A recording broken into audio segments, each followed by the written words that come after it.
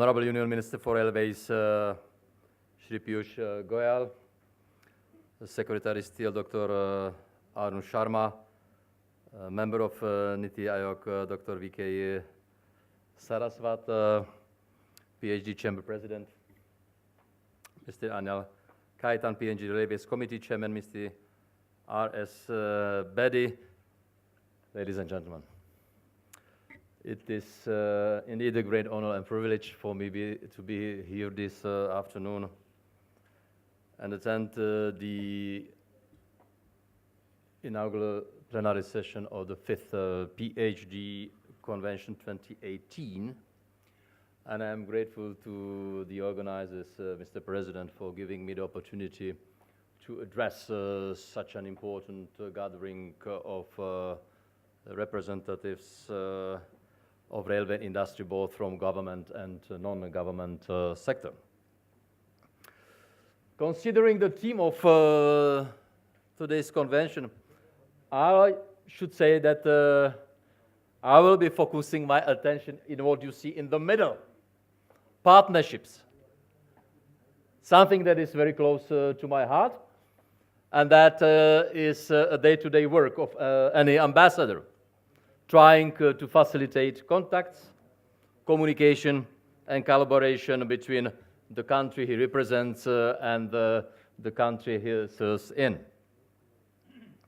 And I have to say that when it comes to railway sector, the Czech Republic and India have a long history of bilateral cooperation. And railways have always played an important role in enhancing bilateral relations between our two great nations. And only recently we have been able to institutionalize our bilateral relationship.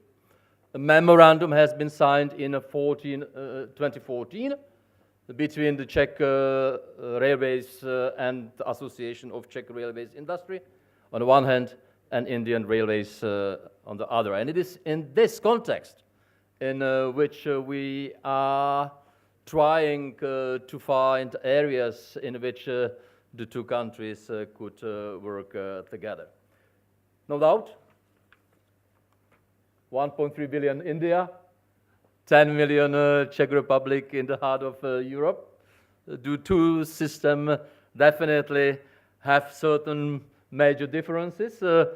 India, 66,000 kilometers, I understand, around 8,000 stations. But we do have quite robust railway network consisting of about 9.5 thousand kilometers and 1,000 stations. And the Czech Republic ranks the first among European Union member states for rail network density. But, Honorable Union Minister, I would tend to say that despite all the differences we may have, and indeed we do have, I would still dare to say that the challenges ahead of our respective railways are very similar. And as I understand it here as the ambassador, it is about what type of reforms to implement, how to improve the efficiency of the sector, how to rationalize fares and routes, how to ensure a safer rail network and apply the highest security standards. And again, yet another quite sensitive theme, how to reconcile public service with open competition. And is there any role for the private sector?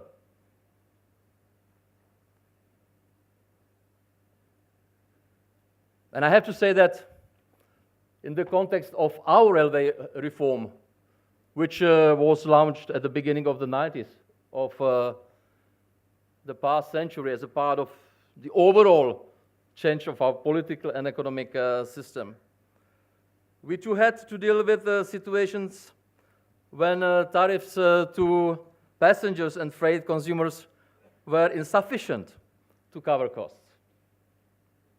When lines had to be kept open as part of public service obligation. When the system was not able to generate enough resources for investment and even maintenance of the system. And when more staff was required to be retained than was necessary to cover demand. And in searching for appropriate answers to these challenges, the Czech Rail labor network and rolling stock have been extensively modernized. The overall regulatory system has been changed. Infrastructure and services have been vertically separated,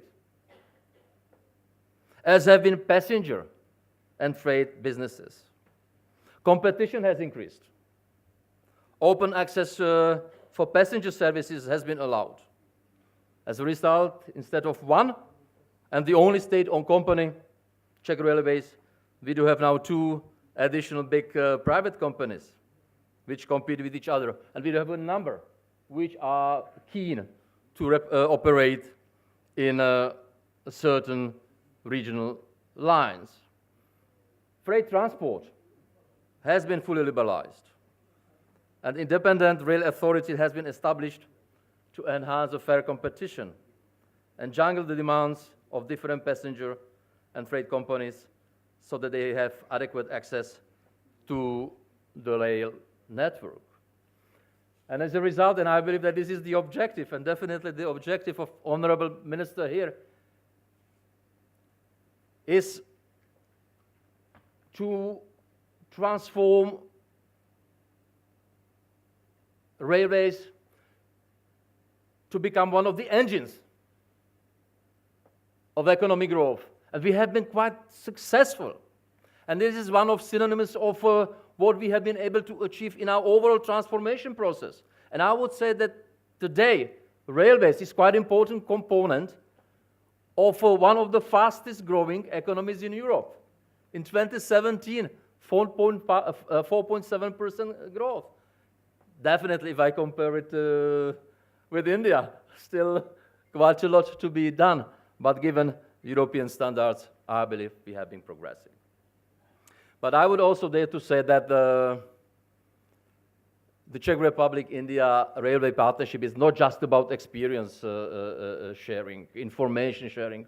It is also about specific cooperation in a number of areas. And here I would say that the Czech Republic, as a highly industrialized country, is ideally positioned to be a technological partner for India and Indian railways. We may not necessarily be the biggest partners. We may not be able to construct or build bullet trains in India, but I believe that the Czech Republic will always be a good alternative for those searching for high professionalism, leading-edge technologies, and price competitive, I would say, make in India solutions. And we have been good in a number of sectors, including station equipment, infrastructure, railway trucks, rolling stocks, traction and auxiliary drives, signaling systems, and advanced rail control technologies. By the way, I believe that the first ever foreign direct investment in the railway sector comes from the Czech Republic, when one of the largest producers or manufacturers of wheel set its manufacturing capacity in Aurangabad, the state of Maharashtra. But Honorable Minister, as you know, we would like to have more, substantially more. That's why we have been so active. That's why we have been organizing a series of events to increase awareness of existing opportunities, promote networking, helping us to better understand your priorities, and on that basis to think over to what extent we may be part of those priorities and eventually help the country transform those priorities into specific actions. And this is also why I had a high caliber delegation led by a chairman of Czech Railways last autumn in town. We have been traveling. We visited not only the capital city of New Delhi, but also Chennai, Lucknow, Aurangabad, Agra, and wherever we move, we had extremely useful discussions. And then later on, based on the discussions we had, a high-level delegation of Indian Railways visited Prague. A number of bilateral contacts between companies have been pursued. And I would like to conclude my introductory remarks by expressing my gratitude to you, Mr. Minister. I would like to express my gratitude to you for your leadership, for all you have done to promote international partnerships, and for giving international dimension to the entire reform process in the railway sector. And I look forward to calling on you again next week, Honorable Minister, as I'll be having in town a Minister of Commerce and Industry of the Czech Republic, Tomáš Hüner, and I believe that railway cooperation will be again high on the agenda. Thank you very much for your attention.